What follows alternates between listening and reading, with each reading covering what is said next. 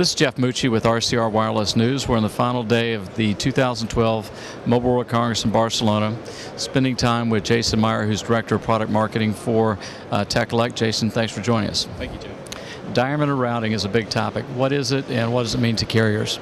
Yeah, so diameter is the protocol that the 3GPP defined for use in LTE deployments. It's already in use in 3G networks between charging servers and policy control engines, but diameter is going to be used in the core of diameter in the core of 4G networks, specifically for the carriage of traffic between network elements.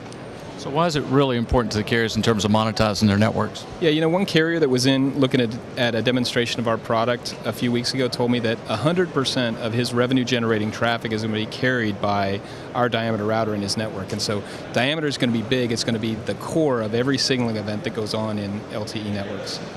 So tell us about some of the wins you've had in the U.S. and abroad.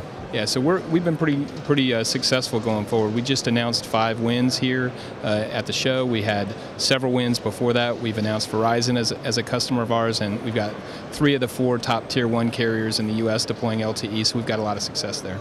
So why are they making the announcements and commitments today when LTE is not fully deployed?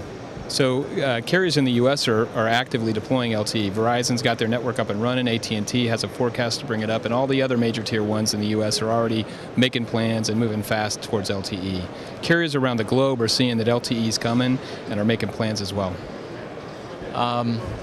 What is your vision of how carriers are going to be able to monetize their network and really participate in the over-the-top revenue streams? That's a great question, Jeff. So diameter is an important protocol at the core of their network, and they're understanding that routing is an important function in their network.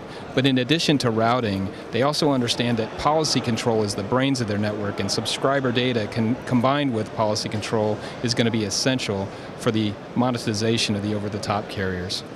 Can you break down policy control? How is it different from enforcement? How is it different from charging? Sure.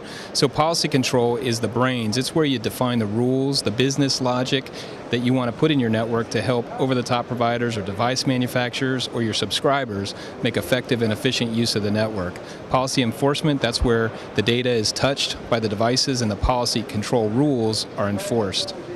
And finally, charging, where does that come into play? So charging is what's connected into your legacy OSS and BSS billing systems. And it's what the policy control function communicates with in order to rate and bill capabilities.